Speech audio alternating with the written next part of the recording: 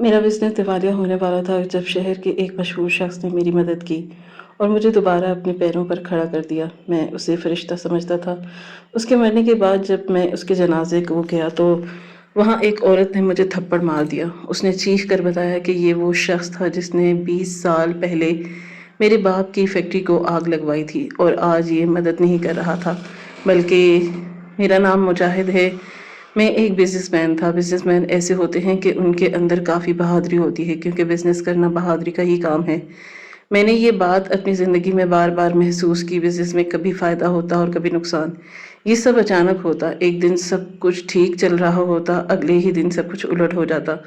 बड़े-बड़े नुकसान झेलना आसान नहीं होता। ये वो बोझ होता है जो हर इंसान नहीं उठा सकता। मैंने भी ज़िंदगी में बड़े नुकसान उठाए थे। कुछ नुकसान ऐसे होते थे जो मेरी किस्मत में लिखे होते थे। मैं उन्हें रोक नहीं सका। एक बहुत बड़ा नुकसान मेरे माज़ी में हुआ। वो नुकसान ऐसा था जिसने मेरी पूरी ज़िंदगी का रुख बदल दिया। मैं आज तक किसी नुकसान के साए में साँस ले रहा था। मैं ज़िंदा तो था, मगर अंदर से मुसलसल बिखरता जा रहा था। इस वक़्त मेरे वालिद साहब ज़िंदा थे। उन्होंने ना वो दिन देखे थे और वो नुकसान इतना बड़ा था कि सिर्फ़ मेरा नहीं बल्कि पूरी नस्लों का वो नुकसान था। हमने वो सब कुछ खो दिया जो आने वाली नस्लों के लिए सँभाल कर रखा था। जो बच्चे अभी इस दुनिया में आए भी नहीं थे, उनका हक़ भी उसी नुकसान में ख़त्म हो गया। जब एक नस्ल अपनी पूरी ताकत लगाकर दौलत बनाती है, वो सिर्फ़ अपने लिए नहीं कमाती, वो अपनी नस्लें आने वाली नस्लों के लिए बुनियाद रखती है। वो चाहती है कि उसके बाद आने वाले बच्चे आसान ज़िंदगी गुज़ारें, लेकिन जब वही दौलत की वजह से ख़त्म हो जाए, जब सब कुछ एक झटके में बर्बाद हो जाए, तो इसका मतलब ये होता है कि आने वाली नस्लों के से में वही महरूमी आएगी। मैं उस नुकसान के बाद खुद को सँभाल नहीं पा रहा था। मैं बस दिन गुज़ार रहा था, साँस आती थी मगर दिन में सुकून नहीं था। हर सुबह एक नए बोझ के साथ शुरू होती थी, हर साल एक थकन के साथ ख़त्म हो जाती थी। फिर एक वक़्त आया जब मेरे वालिद इस दुनिया से चले गए। उनके जाने के बाद मैं बिल्कुल तन्हा हो गया। वो साया जो मुझे सँभालता था, वो मुश्किल वक़्त में मेरे सर पर होता था, वो सब ख़त्म हो गया। वक़्त गुज़रता गया, जवान से धेड़ उम्र बन गया। मुझे एहसास भी नहीं हुआ कि ये सब कैसे ज़िंदगी ने मुझे साँस लेने का मौका नहीं दिया। मैं मुसलसल बिज़नेस को सँभालने की कोशिश करता रहा। मेरी पूरी कोशिश यही थी कि मैं दोबारा अपने मुकाम हासिल कर लूँ, वो मुकाम जो मेरे वालिद साहब के दौर में हमारा था। वो इज़्ज़त, वो सब पहचान और वो एतमाद सब वापस आ जाए, लेकिन ये सब आसान नहीं था। ख़ास तौर पर इसलिए कि जब नुकसान हुआ था तो इस वक़्त मेरी उम्र सिर्फ़ 12 साल थी। मैं बच्चा था, मुझे कुछ समझ नहीं थी। मैं बस सब कुछ बिखरता देख रहा था। मैं ख़ामोश था, मैं बेबस था। वक़्त के साथ-साथ मैं बड़ा हुआ, मैंने बिज़नेस को समझने की कोशिश की। मैंने खुद को मज़बूत बनाने की कोशिश की, लेकिन एक और मुश्किल मेरी ज़िंदगी में मौजूद थी। मेरी ज़िंदगी में एक औरत थी, वो मेरी बीवी थी। वो बिज़नेस को बिल्कुल नहीं समझती थी, इसका बिज़नेस से कोई ताल्लुक नहीं था। वो दुनिया की सबसे खुदगर्ज़ औरत थी, उसे सिर्फ़ अपनी फ़िक्र होती थी। इसे इस बात से कोई फ़र्क नहीं पड़ता था कि मैं किन हालात से गुज़र रहा हूँ, मैं किस ज़हनी दबाव में हूँ। इसे सिर्फ़ अपनी ख्वाहिशात याद रहती थी। मेरे 2 बेटे थे। वो खैर से थे, लेकिन मेरी बीवी उन्हें भी अपने जैसा बना रही थी। वो इस सोच को उनके अंदर डाल रही थी कि जो सिर्फ़ लेने की आदत सिखाती है, कमाने की नहीं। मेरे बेटों की उम्र 8 और 10 साल थी। वो अभी बच्चे थे, लेकिन उनकी तरबियत ऐसी हो रही थी कि जो मुझे अंदर से तोड़ देती थी। मैंने शादी भी बहुत देर से की थी, सिर्फ़ बिज़नेस के चक्कर में। मैं समझता था कि पहले खुद को खड़ा कर लूँ, फिर ख़ानदान बसाऊँगा, लेकिन जो ख़ानदान बना वो मेरे लिए सहारा नहीं बन पाया। मेरी फैमिली मुझे सिर्फ़ एक बैंक समझती थी। इनके लिए मेरी हैसियत बस इतनी थी कि मैं पैसे ला दूँ, इनकी ज़रूरतें पूरी कर दूँ। मेरे जज़्बात, मेरी थकन, मेरी ख़ामोशी किसी को नज़र नहीं आती थी। घर में मेरी कोई बात नहीं सुनी जाती थी, मेरी राय की कोई कदर नहीं थी। मैं सिर्फ़ देने वाला था, माँगने वाला कोई नहीं था। इसलिए मैं ज़्यादातर वक़्त दफ़्तर में गुज़ार देता था। दफ़्तर मेरे लिए घर से ज़्यादा पुरसुकून जगह बन गया। वहाँ कम से कम मैं ख़ामोश रह सकता था। वहाँ मुझे सवालों का सामना नहीं करना पड़ता था। मैं दिन-रात बिज़नेस के बारे में सोचता रहता। मैं अपने माज़ी को ठीक करने की कोशिश में लगा रहता था। मैं आने वाली नस्लों के लिए कुछ बचाना चाहता था। लेकिन हालात हर रोज़ मुझे याद दिलाते थे कि ये रास्ता कितना मुश्किल है। ये मेरी ज़िंदगी का पहला हिस्सा था, एक ऐसा हिस्सा जो मुझे हर दिन जीने पर मजबूर तो करता था, लेकिन आसान नहीं बनाया था। عورت کو اللہ نے بڑے ناز والی، بڑے نخرے والی بنایا اور یہی اس کی خوبصورتی ہے، لیکن کوئی بھی چیز حد سے زیادہ بڑھ جائے تو بہت بری لگتی ہے، چاہے وہ محبت ہی کیوں نہ ہو۔ اور میری بیوی اگر گھر کو سنبھالنے کی، سنوارنے کی باتیں کرتی تو مجھے بری نہیں لگتی، لیکن جب وہ اسراف کرنے پر اتر آتی تو پھر مجھے اس پر غصہ آتا۔ جیسے کہ 6 مہینے پہلے گھر کا فرنیچر چینج ہوا تو 6 مہینے بعد کہنے لگی کہ فرنیچر چینج کرنا ہے کیونکہ یہ پرانا ہو گیا ہے اور مارکیٹ میں نئے نئے ڈیزائن آ گئے ہیں۔ 6 مہینے میں کون سا فرنیچر پرانا ہو جاتا ہے؟ بھلا میں نے اس کو انکار کر دیا تو گھر میں فساد بن گیا۔ بالآخر مجھے اس کی بات ماننی پڑی اور صرف ہمارے کمرے کا فرنیچر بدلنا ہی پڑا، اور ہمارا کمرہ جو میں کہہ رہا ہوں وہ تو بس نام کا کمرہ تھا، کیونکہ میں تو پورا دن میں اس میں ہوتا ہی نہیں تھا۔ میری بیوی 12 بجے سو کر اٹھتی اور اس کے بعد 2-4 گھنٹے وہیں پڑی رہتی، اپنے فون پر اپنے دوستوں سے باتیں کرتی، اپنے گھر والوں کو اپڈیٹ کرتی کہ کیا ہوا، آگے کیا کرنا ہے، کیا ہو رہا ہے، کیا نہیں ہو رہا۔ اس بات کی باتیں بچوں کو گھر کی ملازمیں تیار کر کے اسکول بھیج چکی ہوتی تھی اور میری بیوی صاحبہ کو کچھ پتہ ہی نہیں ہوتا۔ بچے واپس آتے تو خود ہی ٹیوشن چلے جاتے، وہاں سے واپس آ کر بچے بھی اپنی زندگی میں مصروف ہو جاتے۔ ویڈیو گیم کھیلنا، ٹی وی دیکھنا، باہر سے آرڈر کرنا، گھر میں کھانا بنتا تھا پھر بھی ہر بندہ اپنا اپنا الگ آرڈر کر رہا تھا، اور ان سب کے یہ نخری اسی طرح چلتے رہے۔ اس کے لیے میں محنت کر رہا تھا۔ میرے دونوں بیٹے بالکل میری بیوی جیسے ہو گئے تھے، کیونکہ ظاہر ہے پورا دن اسی کے ساتھ رہتے تھے۔ میں گھر میں آتا کوئی بھی مجھے سلام نہ کرتا، کوئی میرے پاس آ کر نہیں بیٹھتا، کوئی مجھ سے پوچھتا بھی نہیں آپ کا دن کیسا گزرا۔ کبھی کبھی میں سوچتا تھا کہ کاش میری ایک چھوٹی سی بیٹی ہوتی۔ بیٹیوں کو باپ سے بڑی محبت ہوتی ہے، بیٹیاں بڑی پیاری ہوتی ہیں۔ جب باپ گھر آتا ہے تو بیٹیاں بھاگ کر اس کی طرف آتی ہیں، تھوڑی بڑی ہو جائیں تو پانی کا گلاس لے کر آتی ہیں، خدمت کرتی ہیں، پیار کرتی ہیں، پوچھتی ہیں۔ بس میری تو خواہش ہی رہ گئی تھی کہ میری ایک بیٹی ہوتی۔ ابھی تو ہے، لیکن 2 سال پہلے میں نے اپنی بیوی سے اسی بات پر بحث بھی کی تھی کہ ہمیں ایک اور بچہ پیدا کرنا چاہیے اور میری خواہش ہے کہ بیٹی پیدا ہو جائے، اور اس نے کہا تھا کہ 2 بچے پیدا کر کے ہی میرا فگر کافی خراب ہو گیا ہے، اس لیے اب میں دوبارہ سے ماں نہیں بن سکتی۔ بڑی مشکل سے اپنے آپ کو مینٹین کیا ہوا ہے، جبکہ مینٹین کرنے سے اس کا مطلب صرف یہ تھا کہ بچے پیدا کرنے کے چکر میں جو 20 کلو وزن اس کا بڑھا تھا، اس میں سے 5 کلو وزن اس نے کم کر لیا تھا۔ یہ مردوں کی زندگی ایسی ہی کیوں ہو جاتی ہے؟ میں اپنی بیوی سے بالکل بھی خوش نہیں تھا، اور آج کل تو وہ ایک اور بات تھی جو نہایت ہی خطرناک تھی، اس کے بارے میں سوچ سوچ کر میرا خون جل رہا تھا اور میں پریشان ہو رہا تھا۔ مجھے ایسا لگ رہا تھا کہ جیسے میری بیوی کی زندگی میں کوئی نوجوان ہے جس کے ساتھ اس کا کوئی افیئر ہے، کوئی نہ کوئی رشتہ ان دونوں کے بیچ، اور یہ وہی لڑکا تھا جو ایک دن ہمارے گھر پہ اے سی ٹھیک کرنے کے لیے آیا تھا، اور اس ٹائم میں بھی گھر پر موجود تھا۔ میری بیوی نے میرے سامنے کہا تھا کہ دیکھو ذرا، اے سی ٹھیک کرنے والا لڑکا ایسا لگ رہا ہے کہ جیسے کسی امیر خاندان کا بیٹا ہو، جیسے کسی ناول کا ہیرو ہو، دیکھو تو کتنا خوبصورت ہے۔ میں نے اس کو ایک نظر دیکھا اور میں نے کہا کہ ماشاءاللہ حسین ہے۔ مرد بھی کبھی کبھی بڑے خوبصورت ہوتے ہیں، لیکن مشکل سے ہی ہوتے ہیں، لیکن یہ واقعی ہی خوبصورت مرد ہے۔ اللہ اس کے نصیب اچھے کرے۔ میری بیوی مجھ سے بحث کرنے لگی کہ مردوں کی بھی نصیب ہوتے ہیں، اور میں نے کہا تھا کہ کیوں نہیں ہوتے ہیں؟ اگر بیٹیوں کے نصیب کی دعائیں ہوتی ہیں تو بیٹوں کو بھی دینی چاہیے، کیونکہ برا تو آج کل کسی کے ساتھ بھی ہو سکتا ہے۔ پہلے زمانے میں بیٹیوں کو نصیبوں کی دعائیں دی جاتی تھی، پتہ نہیں کیسا شوہر ملے، پتہ نہیں کیسا ہو، خیال کریں نہ کریں، کیسا ظلم ہو کہیں۔ لیکن آج کل تو بھائی بیٹوں کے نصیب سے بھی ڈر لگتا ہے کہ پتہ نہیں کیسی بیوی مل جائے، کہیں اس کو نفسیاتی ٹارچر ہی نہ کرنی رہے۔ اللہ گواہ ہے کہ میں نے اس لڑکے کو اپنے بیٹے کی نظر سے نہیں دیکھا تھا کہ لڑکے کا جوان ہے بیٹے جیسا، لیکن شاید میری بیوی نے اسے بیٹے کی نظر سے نہیں دیکھا تھا۔ مجھے شک تھا، لیکن میں ایسا الجھا ہوا آدمی تھا کہ اپنے کام میں پھنسا تھا آدمی تھا، میرے پاس اتنا ٹائم نہیں تھا کہ میں اپنی بیوی پر نظر رکھ سکوں۔ کسی دن میں اسے پوچھ ہی لوں کہ کیا ایسی بات ہے، میں اس کے موبائل کو کسی دن چیک کر لوں گا، کہیں اور اس لڑکے سے بات تو نہیں کر رہی۔ بس دن پہ دن گزرتے جا رہے تھے اور پتہ ہی نہیں چلا۔ میں نے ایک بہت بڑا داؤ کھیلا۔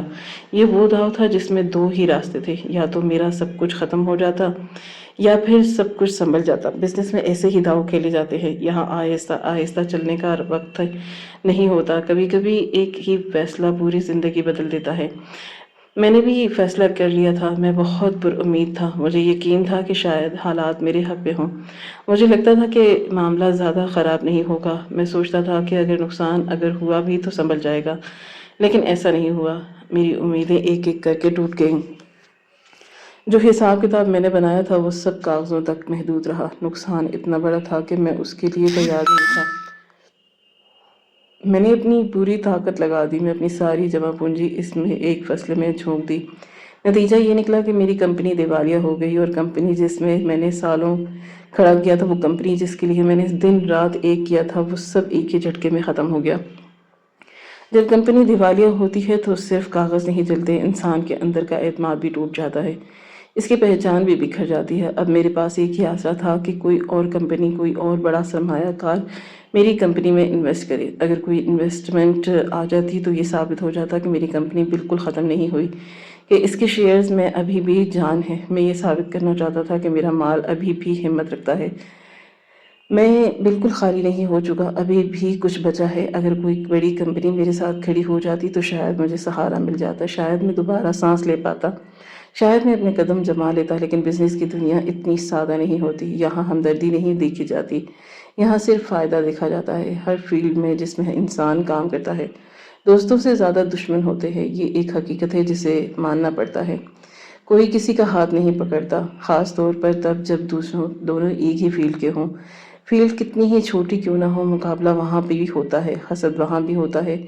ہم لوگ تو بڑے پیمانے پر کام کرتے تھے، ہمارا نام، ہماری پہچان، ہماری ڈیل سب بڑی تھی، لیکن میں نے چھوٹی فیلڈز کو بھی دیکھا ہے جہاں صرف 2 یا 3 مصری ہوتے ہیں، چند کاریگر ہوتے ہیں۔ اگر ان میں سے ایک کا ہاتھ زیادہ صاف ہو، اگر اس کا کام زیادہ بہتر ہو، باقی سب سوچتے ہیں کہ اسے کام نہ ملے، وہ کوشش کرتے ہیں کہ اس کا مزدوری ہمیں مل جائے، وہ پیچھے رہ جاتے ہیں کیونکہ اگر وہ آگے بڑھ گیا تو ہمارا کام چھن جائے گا۔ یہ سوچ ہر جگہ ایک جیسی ہوتی ہے۔ اسی طرح میرے اپنے فیلڈ کے کچھ لوگ، میرے اپنے لیول کے بزنس مین سب خاموش تھے، کوئی آگے بڑھ کر نہیں آیا، کوئی یہ نہیں بولا کہ ہم تمہارے ساتھ ہیں۔ سب انتظار میں تھے کہ کب میں مکمل طور پر گر جاؤں، کب میری کمپنی کا نام مٹ جائے۔ میں ان سب کو پہچانتا تھا، یہ وہی لوگ تھے جو کل تک میرے ساتھ بیٹھتے تھے، میرے دفتر میں آتے، میرے فائدے میں فائدہ ڈھونڈتے تھے۔ آج وہی لوگ میری بربادی کو دیکھ رہے تھے، خاموشی سے، بغیر کسی احساس کے۔ میں ہر دن نئے لوگوں سے ملتا، نئی فائلیں لے کر جاتا، نئے خواب بیچنے کی کوشش کرتا، لیکن ہر دروازہ بند ملتا، ہر بات وہیں رک جاتی۔ حالانکہ ٹھیک نہیں ہے، کسی کو میرے ماضی کی محنت نہیں دکھائی دیتی تھی، کسی کو یہ نظر نہیں آتا تھا کہ میں نے کیا کھویا ہے، سب کو بس یہ دکھائی دیتا تھا کہ میں اس وقت نقصان میں ہوں، اور نقصان میں کھڑے آدمی کا ساتھ کوئی نہیں دیتا۔ میں خود کو بار بار سمجھاتا کہ یہی بزنس کا اصول ہے، لیکن دل یہ بات ماننے کو تیار نہیں تھا۔ میں نے اپنی زندگی میں اتنی خاموشی کبھی محسوس نہیں کی تھی جتنی اس وقت کر رہا تھا۔ فون خاموش رہتا، میٹنگ منسوخ ہو جاتی، اور لوگ جو پہلے خود کال کرتے تھے اب نمبر نہیں اٹھاتے۔ میری ساری امیدیں اب صرف اس بات پر تھی کہ کہیں سے کوئی ایک موقع مل جائے، ایک موقع جو یہ ثابت کر دے کہ میں مکمل طور پر ختم نہیں ہوا۔ لیکن وقت گزرتا جا رہا تھا، اور ہر گزرتا دن میرے خلاف بس جاتا تھا۔ میں کھڑا تھا لیکن زمین میرے پاؤں کے نیچے سے نکلتی جا رہی تھی۔ مردوں کو باہر کیا کیا جنگیں لڑنی پڑتی ہیں، اس بارے میں ان کی بیویاں یا گھر والوں کو معلوم نہیں ہوتا۔ میری بیوی کو بھی پتہ نہیں تھا، وہ بس اپنی ہی باتیں کرتی تھی۔ اگر میں اس کے ساتھ بیٹھ جاتا تو وہ پیسے مانگتی تھی۔ میں بہت پریشان تھا، میرا کوئی بھائی نہیں تھا، بابا اس دنیا میں تھے نہیں، کوئی چاچو نہیں تھے، کون میری مدد کرتا؟ لوگ کہتے ہیں نا کہ عورتوں کو عورتوں کا سہارا ہوتا ہے، یعنی بہنوں کو بہنوں کا، بھائی کو بیٹی کا، اور ماں کو جٹھانی کا، دیورانی کا۔ اس طرح مردوں کو بھی مردوں کے سہارے کی ضرورت ہوتی ہے۔ میرے اس وقت پاس کوئی مرد نہیں تھا۔ ایک دن میرے دفتر میں ایک عجیب سا منظر بنا۔ میرے اسٹاف میں سے ایک آدمی تیزی سے میری طرف کمرے میں آیا، اس کے چہرے پر گھبراہٹ بھی تھی۔ وہ حیرت نے آ کر کہا کہ سر، آپ سے ملنے کے لیے ایک بہت بڑا آدمی آیا ہے۔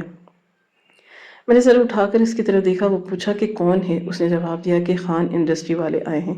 یہ نام سنتے ہی میں چونک گیا۔ خان انڈسٹری، جہاں تک مجھے علم ہوتا ہے، کہ ہماری فیلڈ کی سب سے بڑی کمپنی تھی، ایسی کمپنی جس کے تک عام حالات میں پہنچنا آسان نہیں ہوتا۔ ان سے ملنے کے لیے اپائنٹمنٹ لینی پڑتی ہے، اور وہ بھی کئی ہفتوں بعد، اور پھر بھی یہ گارنٹی نہیں ہوتی کہ ملاقات ہو ہی جائے، کیونکہ ان کے پاس وقت نہیں ہوتا۔ اور اب وہ خود چل کر میرے دفتر آئے تھے۔ یہ بات مجھے کچھ عجیب لگ رہی تھی۔ میں ایک لمحے کے لیے خاموش ہو گیا۔ میرے دل میں حیرت تھی اور ہلکی سی پریشانی بھی۔ میں نے سوچا کہ آخر ایسی کیا بات ہو گئی۔ پھر میں نے اسٹاف سے کہا کہ انہیں کانفرنس روم میں بٹھاؤ، میں ابھی آ رہا ہوں۔ کانفرنس روم ہمارے دفتر کی اچھی جگہوں میں سے ایک تھا، صاف ستھرا، خاموش اور میٹنگ کے لیے مناسب۔ میں نے یہ بھی کہا کہ چائے اور دیگر لوازمات کا انتظام کیا جائے۔ اس کے بعد میں خود کو کانفرنس روم کی طرف بڑھ گیا۔ جب میں اندر داخل ہوا تو وہ شخص میرے سامنے بیٹھا تھا۔ میں نے ایک نظر میں اندازہ لگا لیا کہ یہ آدمی میرے والد کی عمر کا ہوگا۔ چہرے پر عمر کے اثرات صاف نظر آ رہے تھے۔ میں یہ سوچ رہا تھا کہ کیا یہ شخص ابھی تک بزنس میں ہے؟ میں نے اس کا نام بہت دفعہ سنا تھا لیکن کبھی سامنے نہیں دیکھا۔ میرے ذہن میں یہی خیال تھا کہ شاید اب ان کے بیٹے یا خاندان کے دوسرے لوگ بزنس سنبھال رہے ہوں گے، لیکن وہ شخص میرے سامنے بالکل سیدھا بیٹھا تھا۔ اس کی کمر جھکی ہوئی نہیں تھی، چال ڈھال میں اعتماد تھا۔ البتہ اس کے چہرے سے یہ اندازہ ضرور ہو رہا تھا کہ وہ شاید بیمار ہے یا کسی کمزوری سے گزر رہا ہے۔ وہ مجھے غور سے دیکھ رہا تھا اور میں بھی اسے دیکھ رہا تھا۔ چند لمحے خاموش رہے، پھر اس نے خود بات شروع کی۔ اس نے کہا کہ میرے بارے میں آپ تو جانتے ہی ہوں گے۔ میں نے سر خامے لایا جواب دیا، بالکل۔ اس نے مسکرا کر کہا کہ اسی طرح میں بھی آپ کے بارے میں جانتا ہوں، لیکن ہماری کبھی ملاقات نہیں ہوئی۔ میں نے بڑے ادب سے کہا کہ جی، یہ بات بالکل درست ہے۔ آپ یہاں آئے خیریت؟ کوئی مسئلہ تھا یا کوئی بات کرنی تھی؟ وہ آرام سے بول رہا تھا، اس کے لہجے میں غرور نہیں تھا لیکن اعتماد ضرور تھا۔ اس نے کہا کہ ہاں، میں بات کرنا چاہتا تھا۔ میرا بزنس کافی اچھا چل رہا تھا، آج دیکھ ہی رہا ہوں گے۔ میں نے دل ہی دل میں سوچا کہ یہ بات تو سچ ہے کیونکہ انسان اپنی فیلڈ کی خبر رکھتا ہے۔ میں نے باہر سے خود کو سنبھالتے ہوئے کہا کہ جی بالکل، میں سن رہا ہوں۔ میں اس بات کو بڑے غور سے سن رہا تھا اور وہ بھی بہت نپے تلے انداز میں بول رہا تھا۔ اسے دیکھ کر لگ رہا تھا کہ یہ آدمی اپنے وقت میں اس فیلڈ کا بہت بڑا نام رہا ہوگا۔ ایسا محسوس ہو رہا تھا کہ جیسے یہ کبھی جنگل کا شیر رہا ہے۔ یہ الگ بات تھی کہ اب شیر بوڑھا ہو چکا ہے، لیکن شیر بوڑھا ہو کر بھی شیر ہی رہتا ہے۔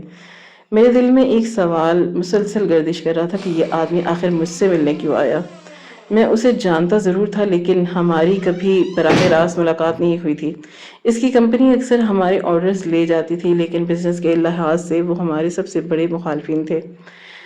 ہم ایک دوسرے کے سرد دشمن تھے، لیکن یہ دشمن دور سے بھی تھے۔ کبھی آمنا سامنا نہیں ہوا، نہ کبھی بحث ہوئی، نہ تلخ جملوں کا تبادلہ، بس خاموش مقابلہ تھا۔ مارکیٹ میں، ڈیلز میں، نام میں، ایک طرح سے ہمارا رقیب تھا، بڑا اور مضبوط رقیب۔ اس لیے اس کا اس طرح اچانک میرے دفتر آ جانا میرے لیے حیرت انگیز تھا۔ میں اس کی آنکھوں میں دیکھ رہا تھا اور میری آنکھوں میں دیکھ رہا تھا۔ کانفرنس روم میں خاموشی چھائی تھی اور مجھے احساس ہو رہا تھا کہ یہ ملاقات عام ملاقات نہیں۔ یہاں سے یہ منظر رک گیا کیونکہ اصل بات ابھی سامنے آنا باقی تھی۔ اس نے کہا کہ آپ کے والد صاحب کیسے ہیں؟ میں نے کہا کہ والد صاحب تو بہت عرصہ پہلے اس دنیا سے جا چکے ہیں۔ اور آپ کو ان کے بارے میں معلوم نہیں تھا؟ کہ آپ کہنے لگیں کہ نہیں، مجھے نہیں پتا تھا کیا ہوا ان کو۔ میں نے کہا کہ ہارٹ اٹیک ہوا تھا جب وہ 40 سال کے تھے۔ اس نے کہا کہ یہ تو بہت کم عمر تھی۔ میں نے کہا کہ ہاں، بس صدمہ ہی ملا تھا ان کو۔ میں نے یہ نہیں بتایا کہ کیا صدمہ ملا تھا، کیا ہوا تھا، یا انہوں نے پوچھا۔ وہ بتا نہیں رہا تھا کہ وہ آیا کیوں ہے۔ پھر میں نے خود ہی پوچھ لیا کہ آپ کے آنے کا مقصد جان سکتا ہوں؟ اس نے بات جاری رکھی۔ اس کا لہجہ آہستہ تھا لیکن الفاظ میں وزن تھا۔ اس نے کہا کہ میں نے زندگی میں بہت کچھ کمایا ہے، میری بہت بڑی فیکٹری ہے، اب اتنا بزنس ہو گیا ہے کہ سنبھالے نہیں سنبھلتا۔ اسے ایک لمحہ توقف کیا، پھر بولا کہ میرے پاس سب کچھ ہے لیکن طبیعت اب ٹھیک نہیں رہتی، آج کل زیادہ بیمار رہتا ہوں۔ اس نے گہری سانس لی اور کہا کہ میں اب ریٹائر ہونے والا ہوں۔ میں خاموشی سے ان کی بات سنتا رہا۔ وہ دوبارہ بولا، ویسے تو میں پہلے ہی ریٹائر ہونا چاہتا تھا لیکن کام بہت زیادہ تھا، ذمہ داریاں ختم ہونے کا نام نہیں لے رہی تھیں۔ پھر اس نے کہا کہ اب میرے بیٹوں نے سب کچھ سنبھال لیا ہے، کارخانہ، ڈیلز، مارکیٹ، سب کچھ ان کے ہی ہاتھ میں ہے۔ ان کے چہرے پر ایک عجیب سا سکون تھا، جیسے کسی نے بوجھ اتار دیا ہو۔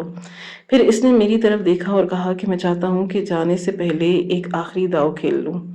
میں چونکا، بے اختیار پوچھا، وہ کیسے؟ اس نے ہلکی سی مسکراہٹ کے ساتھ کہا کہ بزنس مین کا بزنس کو ایک آخری سلام، پھر اس نے وہ بات کہی جس نے مجھے اندر تک ہلا دیا۔ اس نے کہا کہ میں آپ کی کمپنی میں 5 کروڑ کی انویسٹمنٹ کرنا چاہتا ہوں۔ یہ الفاظ سن کر میرے کانوں میں جیسے یقین کرنے سے انکار کر دیا۔ میں ایک لمحے کے لیے بالکل خاموش ہو گیا۔ میرے ذہن میں ہزاروں خیالات ایک ساتھ دوڑ گئے۔ اس وقت مجھے اسی چیز کی سب سے زیادہ ضرورت تھی۔ اگر کوئی 1 کروڑ بھی انویسٹ کرتا تو وہ میرے لیے زندگی کی سب سے بڑی مدد تھی، اور یہاں وہ 5 کروڑ کی بات کر رہا تھا۔ میں واقعی حیران رہ گیا۔ میرے لیے یہ سب سنبھالنا مشکل ہو رہا تھا۔ میں کیا سن رہا ہوں؟ میں نے خود کو سنبھالتے ہوئے پوچھا، ہماری ہی کمپنی کیوں؟ وہ بغیر کسی جھجک کے بولا، کیونکہ آپ کی کمپنی کو ضرورت ہے۔ میں چپ ہو گیا۔ میں اس کی آنکھوں میں دیکھ رہا تھا اور مجھے معلوم تھا کہ وہ بالکل ٹھیک کہہ رہا ہے۔ اس نے میرے حالات کا اندازہ بالکل صحیح لگایا تھا۔ اس لمحے اگر میں یہ کہتا کہ آپ تو ہمارے دشمن رہ چکے ہیں اور ہمیں آپ کے احسان کی ضرورت نہیں، تو میں دنیا کا سب سے بڑا بے وقوف ہوتا، اور میں اتنا بڑا بے وقوف نہیں تھا۔ میں نے چند لمحے سوچا، پھر میں نے سر ہلایا۔ میں نے کہا کہ ٹھیک ہے۔ میرے یہ الفاظ سنتے ہی اس کے چہرے پر اطمینان آ گیا۔ اس نے کہا کہ 1-2 دن اندر پیسے آپ کے اکاؤنٹ میں پہنچ جائیں گے۔ آپ انویسٹمنٹ کیجیے گا اور پروفٹ ہم دونوں کا آدھا آدھا ہوگا۔ میں نے بغیر کسی تاخیر کے کہا ٹھیک ہے۔ میں خوش ہو گیا۔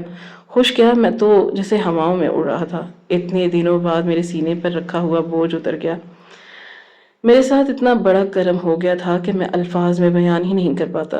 یہ بالکل ایسا تھا جیسے میں نے بھی اللہ سے دعا مانگی ہو اور دعا پہلے ہی قبول ہو گئی تھی۔ میں نے دل ہی دل میں اللہ کا شکر ادا کیا۔ وہ شخص بھی جس سے بہت خوش نظر آ رہا تھا، اس کے چہرے پر ایک الگ ہی طمانت تھی۔ وہ اٹھنے لگا۔ جاتے جاتے اس نے رک کر کہا کہ آپ کے والد صاحب بہت اچھے انسان تھے۔ اگر وہ زندہ رہتے تو شاید ہماری کمپنی سے بھی آگے نکل جاتے۔ یہ سن کر میرے دل میں ایک عجیب سی کیفیت پیدا ہو گئی۔ اسی لمحے مجھے اصل بات کا احساس ہوا۔ شاید وہ میرے والد کا دوست رہا ہوگا، یا کسی وقت بزنس پارٹنر ٹائپ کچھ تعلق رہا ہوگا، تبھی اس نے میری مدد کی۔ یہ بات ویسے بھی مارکیٹ میں بہت مشہور تھی، ہماری کمپنی دیوالیہ ہونے والی ہے۔ اس کے باوجود اس نے مجھ پر اعتماد کیا۔ وہ خوش ہو کر چلا گیا اور میں وہیں بیٹھا رہ گیا۔ میرے لیے وہ دن ناقابل یقین تھا۔ میرا مسئلہ حل ہو گیا تھا، کم از کم مجھے یہی لگ رہا تھا۔ میں نے اس دن کے بعد ایک لمحہ بھی ضائع نہیں کیا۔ جو کام میرے دفتر میں رکا ہوا تھا، جو فائلیں بند پڑی تھی، جو فیصلے التوا تھے، میں نے سب پر ایک ساتھ کام کرنا شروع کر دیا۔ میرا جو آفس کا کام تھا وہ میں نے بالکل مکمل کر لیا۔ میں نے سب سے پہلے اندرونی نظام کو درست کیا، ہر ڈپارٹمنٹ کو دوبارہ منظم کیا۔ جہاں کمزوری تھی وہاں خود کھڑا ہوا۔ میں نے اپنے سٹاف کو اکٹھا کیا، ان سے صاف صاف بات کی۔ میں نے انہیں بتایا کہ اب پیچھے ہٹنے کا وقت نہیں، یا تو ہم سب مل کر کھڑے ہوں گے یا سب کچھ ختم ہو جائے گا۔ میرے اندر ایک نیا اعتماد آ چکا تھا، اور اعتماد جو کئی سالوں سے دب چکا تھا اب دوبارہ جاگ اٹھا۔ انویسٹمنٹ آتے ہی مارکیٹ میں ایک خبر پھیل گئی۔ لوگوں کو پتہ چل گیا کہ ہماری کمپنی اکیلی نہیں ہے، کوئی بڑا نام ہمارے ساتھ کھڑا ہے۔ یہی وہ لمحہ تھا جہاں حالات نے پلٹا کھایا۔ 1 مہینے کے اندر ہی میری کمپنی دوبارہ اپنے قدموں پہ کھڑی ہو گئی۔ جو سپلائر ہم سے منہ موڑ چکے تھے خود واپس آنے لگے۔ جو بینک بات سننے کو تیار نہیں تھی وہ دوبارہ میٹنگز کرنے لگے۔ میں ہر روز دفتر سے سب سے پہلے آتا اور سب سے آخر میں نکلتا۔ میرے لیے اب وقت کی کوئی اہمیت نہیں تھی، بس کام اہم تھا۔ میں نے وہ تمام منصوبے نکالے جنہیں میں برسوں پہلے سوچا تھا، لیکن حالات کی وجہ سے نافذ نہیں کر سکا۔ جو کام کرنے کے لیے میں نے اپنی زندگی کے 20 سال سے محنت کی، وہ کام بالآخر ہو گیا۔ مجھے آج بھی یاد ہے کہ جب میں نے پہلی بار وہ فائل سائن کی جس کا جواب میں نے جوانی میں دیکھا تھا، میری آنکھوں میں آنسو آ گئے، لیکن وہ آنسو کمزوری کے نہیں تھے، وہ برسوں کی محنت کے تھے۔ 2 مہینے بھی پورے نہیں ہوئے تھے کہ ہماری کمپنی کے شیئرز اوپر جانا شروع ہو گئے۔ پہلے آہستہ آہستہ، پھر تیزی سے، اور پھر ایک دن وہ سب سے اوپر پہنچ گئے۔ وہ لمحہ میری زندگی کا یادگار لمحہ تھا۔ وہی لوگ جو چند مہینے پہلے میرا فون نہیں اٹھاتے تھے اب خود کال کر رہے تھے۔ وہی لوگ جو میری بربادی کا انتظار کر رہے تھے اب میرے ساتھ بیٹھ کر پارٹنرشپ کی بات کر رہے تھے۔ میری کمپنی کا نام دوبارہ زبانوں پر آنے لگا۔ میڈیا، مارکیٹ، انڈسٹری، ہر جگہ ایک ہی بات ہو رہی تھی۔ میں خاموشی سے یہ سب دیکھ رہا تھا۔ میں کسی کو جواب نہیں دے رہا تھا، میں بس اپنے کام پر لگا ہوا تھا۔ میرے اندر ایک عجیب سا سکون تھا، وہ سکون جو میں نے برسوں سے محسوس نہیں کیا تھا۔ میں راتوں کو گھر جاتا تو تھکن کے باوجود دل مطمئن ہوتا، دفتر میں ہر چہرے پر اعتماد نظر آتا، اسٹاف کے اندر بدلاؤ آ گیا، وہی لوگ جو پہلے خاموش رہتے تھے اب فخر سے بات کرتے۔ میں جانتا تھا یہ سب مستقل نہیں ہوتا، بزنس میں حالات بدلتے رہتے ہیں، لیکن یہ لمحہ، یہ کامیابی میرے لیے بہت بڑی تھی۔ میں نے اپنی آنکھوں سے دیکھا تھا کہ سوال کے بعد کھڑا ہونا ممکن نہیں ہوتا۔ 2 مہینے میں میری کمپنی وہ مقام حاصل کر چکی تھی جس کے لیے میں نے اپنی پوری جوانی لگا دی تھی۔ میں اکثر اپنے دفتر میں اکیلا بیٹھ کر سوچتا کہ اگر اس دن وہ شخص میرے پاس نہ آتا تو شاید آج یہ دن نہ دیکھ پاتا۔ لیکن اس وقت میں نے صرف ایک بات جانتا تھا کہ میری محنت، میری خاموش جدوجہد اور میرا صبر آخر کار رنگ لے آیا۔ یہ حصہ میری زندگی کا وہ موڑ تھا جہاں سے سب کچھ بدل گیا، اور مجھے یہ یقین ہو چکا تھا کہ اب میری کہانی ختم نہیں ہوئی بلکہ اصل کہانی شروع ہوئی ہے۔ اس کے بعد میری زندگی میں سب کچھ ٹھیک ہو گیا، کم از کم مجھے یہی لگتا تھا۔ میں اپنے گھر میں مصروف تھا، دفتر کے کام بھی اب ترتیب میں آ گئے تھے، ذہنی دباؤ کچھ کم ہو گیا۔ ایک دن اچانک مجھے خبر ملی کہ وہ انسان جس نے میری مدد کی، جس نے دل ہی دل میں اپنا محسن سمجھا تھا وہ اس دنیا سے چلا گیا۔ یہ خبر سن کر میں تھوڑا پریشان ہو گیا، دل میں ایک عجیب سا خلا محسوس ہوا۔ میں نے فوراً یہ فیصلہ کیا کہ مجھے اس کے جنازے میں ضرور جانا ہوگا۔ کم از کم اتنا تو بنتا تھا کہ میں اس کی فیملی کے پاس جا کر تسلی کے 2 الفاظ بول سکوں۔ جب میں وہاں پہنچا تو منظر توقع کے بالکل الٹ تھا۔ وہ اتنا بڑا آدمی تھا، اس کا نام پوری انڈسٹری میں جانا جاتا، لیکن جنازے میں لوگ بہت کم تھے۔ جو لوگ تھے وہ بھی خاموش نہیں تھے، جنازے میں کھڑے ہو کر آپس میں باتیں کر رہے تھے۔ میں نے قریب جا کر سنا تو دل کو عجیب سا جھٹکا لگا۔ لوگ کہہ رہے تھے کہ بڑا برا آدمی تھا، اس نے بہت لوگوں کے ساتھ برا کیا، کسی کا حق نہیں چھوڑا۔ یہ باتیں سن کر میرے اندر غصہ ابھرنے لگا۔ میں سوچ رہا تھا کہ یہ لوگ جنازے میں ابھی باتیں کیسے کر رہے ہیں؟ میرے ساتھ تو اس نے اچھا کیا، اس نے میری ڈوبتی ہوئی کشتی کو سہارا دیا۔ جب جنازہ اٹھا اور ہم قبرستان کی طرف روانہ ہوئے تو راستے میں کچھ لوگ وہیں سے واپس چلے گئے۔ قبرستان پہنچتے پہنچتے آدھے لوگ کم ہو گئے۔ میں نے دل میں سوچا کہ آخری رسومات تک ضرور رکوں گا، میں ادھورا نہیں چھوڑوں گا۔ مجھے برا لگ رہا تھا کیونکہ میں نے میری مدد کی تھی۔ 4 کروڑ روپے کوئی معمولی بات نہیں تھی۔ پروفٹ بعد میں ان کی فیملی کے نام کرنا چاہتا تھا، لیکن مدد ہوتی ہے۔ آج کے زمانے میں کوئی کسی کو 1 روپیہ بھی نہیں دیتا۔ وہاں قبرستان میں ایک عورت کھڑی تھی، جیسے ہی اس کی نظر مجھ پر پڑی وہ چونک گئی۔ اس نے مجھے غور سے دیکھا اور پھر میرے والد کے نام سے مجھے پکارا۔ اس نے کہا کہ تم یاسر کے بیٹے ہو؟ میں نے حیرانی سے کہا کہ ہاں۔ وہ تیز لہجے میں بولی، تو یہاں کیا کر رہے ہو؟ تو اس آدمی کے جنازے میں کیا کر رہے ہو؟ اس نے آگے بڑھ کر کہا، تجھے تو اس کے اوپر تھوکنا بھی نہیں چاہیے تھا۔ میں بالکل ساکت ہو گیا اور بے اختیار پوچھا، کیوں؟ میں کیوں ایسا کروں گا؟ وہ عورت مجھے دیکھ رہی تھی، اس کی آنکھوں میں غصہ تھا اور آواز میں کڑواہٹ۔ اس نے کہا کہ بدقسمت ہو تم، یہ وہی آدمی ہے جس نے آج سے 20 سال پہلے حسد میں آ کر تمہارے باپ کی فیکٹری میں آگ لگوائی تھی۔ یہ سن کر میرے جسم میں جیسے کرنٹ دوڑ گیا۔ وہ بولتی چلی گئی، اور اس کے نقصان کو برداشت نہ کر پائے، تمہارا باپ اس دنیا سے چلا گیا تھا، یہ تمہارے باپ کا سب سے بڑا دشمن تھا، اور تم اس کی مدد کے۔ یہ الفاظ میرے کانوں میں گونجے۔ میں وہیں کھڑا، میری سانس بھاری ہو گئی۔ میرے سامنے 20 سال پرانا منظر ایک دم نظر آیا۔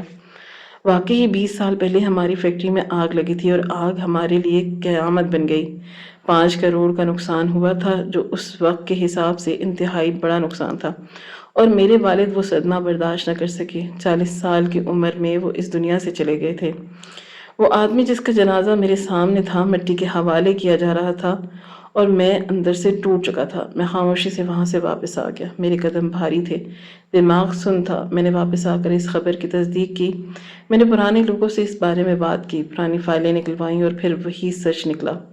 میرے سامنے واقعی وہ سچ آ گیا، واقعی یہی آدمی تھا۔ میں سوچنے لگا، 20 سال پہلے اس نے ہمارے ساتھ اتنا برا کیا، میرے باپ کو اس دنیا سے چھین لیا۔ میں 20 سال ذلت اور جدوجہد میں گزارے، اور اب جانے سے پہلے اس نے میری مدد کیوں کی؟ یہ سوال میرے دماغ میں گونج رہا تھا۔ یہ بھی عجیب اتفاق تھا کہ اس وقت بھی 4 کروڑ کا ہی نقصان ہوا تھا، اور اب بھی اس نے 5 کروڑ ہی دیے تھے۔ میں رات بھر سو نہیں سکا تھا، بار بار یہی سوچتا، آخر یہ ماجرا کیا تھا؟ یہ دشمنی، یہ مدد، یہ حساب، آخر اس سب کے پیچھے کیا راز تھا؟ میں کافی دیر تک اس آدمی کے بارے میں سوچتا رہا۔ میری اس سے زندگی میں صرف ایک ہی ملاقات ہوئی تھی، لیکن اس ایک ملاقات نے میری پوری سوچ ہلا دی۔ میرے ذہن میں سوال گردش کر رہے تھے، نیند مجھ سے کوسوں دور تھی۔ اسی دوران مجھے خیال آیا کہ پہلا پروفٹ آ چکا ہے۔ میں نے سوچا کہ مجھے اس کے گھر جانا چاہیے، کم از کم اتنا تو میرا فرض بنتا ہے۔ مجھے لگا کہ وہاں اس کے بیٹوں سے ملاقات ہوگی، وہی بیٹے جن کے بارے میں اس نے کہا تھا کہ انہوں نے اس سے بزنس سنبھال لیا۔ میں اس کے گھر پہنچا تو منظر بالکل مختلف تھا۔ مرکزی دروازہ بند، پورا گھر خاموش، ایسا لگ رہا تھا کہ جیسے وہاں کوئی رہتا ہی نہیں ہو۔ سائڈ پر ایک جگہ بنی ہوئی تھی، وہاں سے ہلکی سی روشنی آ رہی تھی۔ مجھے اندازہ ہو گیا شاید کوئی وہیں رہ رہا ہو۔ میں نے وہیں دروازہ کھٹکھٹایا، اندر سے ایک عورت نے دروازہ کھولا۔ میں نے سلام کیا۔ میں نے پوچھا کہ گھر پر کوئی ہے؟ اس نے جواب دیا کہ جی، میں صاحب کی بیٹی ہوں۔ یہ سن کر میں ایک لمحے کے لیے رک گیا۔ میں نے کہا کہ اچھا، میری بات تو ان تک کروا دیں، انہیں کہیں کہ بس سائڈ پر کھڑے ہو کر میرے سے بات کر لیں، میری آواز ان تک پہنچ جائے گی۔ مجھے یہی لگا کہ شاید وہ پردہ کرتی ہیں۔ اس نے کہا کہ ٹھیک ہے۔ کچھ ہی لمحوں بعد پردے کی اوٹ سے ایک آواز آئی، سلام، دعا ہوئی۔ میں نے خود سنبھالتے ہوئے، آپ کے ابو نے مجھے پیسے دیے تھے، اب اس کا پروفٹ آ گیا ہے۔ میں نے لفافہ ٹیبل پر رکھ دیا۔ اس نے کہا کہ آپ کا بہت شکریہ۔ پھر وہ تھوڑی دیر خاموش رہی اور آہستہ سے بولی، ابو نے مجھے آپ کے لیے کچھ چھوڑا تھا۔ میں چونک گیا۔ میں نے کہا کہ کیا مطلب؟ اسی لمحے اس کی طرف سے ایک ہاتھ آگے بڑھا۔ میں نے جب ہاتھ دیکھا تو اندازہ ہوا کہ وہ کوئی 30 یا 35 سال کی خاتون ہے۔ اس کے ہاتھوں میں ایک خط تھا۔ میں نے وہ خط لے لیا۔ میں نے شکر ادا کیا۔ میں نے یہ بھی کہا کہ میں ہر مہینے خود آ کر آپ کو پروفٹ دے جایا کروں گا۔ میرے ذہن میں یہی تھا کہ چونکہ اس کے بچوں نے کاروبار سنبھال لیا ہے تو یہ ان کا حق ہے۔ یہ سن کر وہ عورت تھوڑی تلخ ہو گئی۔ اس نے کہا کہ میرے بھائیوں نے کاروبار سنبھالا نہیں ہے، انہوں نے کاروبار ہتھیا لیا ہے، بس اتنا ہی کہا اور خاموش ہو گئی۔ میں مزید کچھ نہیں پوچھا اور میرے قدم جیسے وہیں جم گئے۔ میں آہستہ آہستہ واپس پلٹا۔ میرے ہاتھوں میں ابھی تک وہ لفظ تھے اور لفافہ تھا۔ میرے دل میں ایک عجیب سی گھبراہٹ تھی۔ مجھے نہیں پتا تھا کہ اس لفافے کے اندر کیا ہے، لیکن مجھے یہ احساس ضرور تھا کہ اس خط کے اندر کوئی معمولی بات نہیں۔ میں گاڑی میں بیٹھا اور لفافے کو دیکھتا رہا۔ میرے دل کی دھڑکن تیز ہو گئی۔ مجھے لگ رہا تھا کہ اب جو میں پڑھنے والا ہوں وہ میری زندگی کا ایک اور رخ بدل دے گا۔ میں نے لفافہ کھولا، میرے ہاتھ ہلکے ہلکے کانپ رہے تھے، دل کی دھڑکن تیز ہو گئی۔ لفافے کے اندر ایک خط تھا۔ یہ خط اسی آدمی کی طرف سے تھا، لیکن نام میرے نام لکھا تھا۔ میں نے خط پڑھنا شروع کیا۔ کیا مجاہد، جب تک تمہیں یہ خط ملے گا میں اس دنیا سے جا چکا ہوں گا۔ مجھے ایک ایسی بیماری لاحق ہے جس کا کوئی علاج نہیں، ڈاکٹروں نے بھی جواب دے دیا ہے۔ میں جانتا ہوں کہ یہ الفاظ پڑھنا تمہارے لیے آسان نہیں ہوں گے۔ آج سے 20 سال پہلے میں نے تمہارے باپ کے ساتھ بہت برا کیا۔ اس وقت میں بھی جوان تھا، طاقت کے نشے میں تھا، میری آنکھوں پر حسد کی پٹی بندھی تھی۔ تمہارے باپ کی کمپنی نمبر 1 کی طرف جا رہی تھی اور میری کمپنی دیوالیہ ہونے کے قریب تھی۔ میں نے اپنی بربادی کا ذمہ دار تمہارے باپ کو سمجھ لیا تھا۔ اسی حسد میں نے ان سے ایک قدم اٹھایا جس نے تمہاری پوری زندگی بدل دی۔ میں نے تمہارے باپ کی فیکٹری میں آگ لگا دی۔ وہ آگ صرف مشینوں کو نہیں جلا کر رکھ گئی، وہ تمہارے باپ کی روح کو بھی جلا گئی۔ اس کے بعد اس کی کمپنی بالکل صفر ہو گئی اور میں اسی دن سے نمبر 1 بنتا چلا گیا۔ 20 سال تک میں نے سب کچھ حاصل کیا، دولت، نام، طاقت، لیکن سکون مجھے نہیں ملا۔ بڑھاپے میں آ کر مجھے احساس ہوا، خاص طور پر اس دن جب میری اپنی اولاد مجھے اکیلا چھوڑ گئی۔ میرے بیٹے میرے قریب صرف میرے فائدے کے لیے تھے۔ جب میں کمزور ہوا تو انہوں نے میرے ساتھ چھوڑ دیا۔ تب مجھے یاد آیا کہ میں نے کسی اور کا باپ، کسی اور کا سہارا چھین لیا تھا۔ میں چاہتا تھا کہ تم سے معافی مانگوں، لیکن اگر میں تمہیں بتاتا کہ وہ سب کچھ میں نے کیا تھا تو تم مجھے کبھی معاف نہ کرتے۔ پھر مجھے پتا چلا کہ تم خود مشکل میں ہو، جو تمہاری کمپنی دیوالیہ ہونے کے قریب ہے۔ تب میں نے فیصلہ کیا کہ میں تمہاری مدد ضرور کروں گا، اور یہ میری توبہ کا طریقہ تھا۔ میں نے اپنی آخری جمع پونجی تمہیں دے دی۔ میں نے تم سے یہ نہیں کہا کہ مجھے پروفٹ چاہیے۔ میں جانتا تھا کہ میرا وقت ختم ہو چکا ہے۔ میرے پاس صرف ایک خواہش تھی۔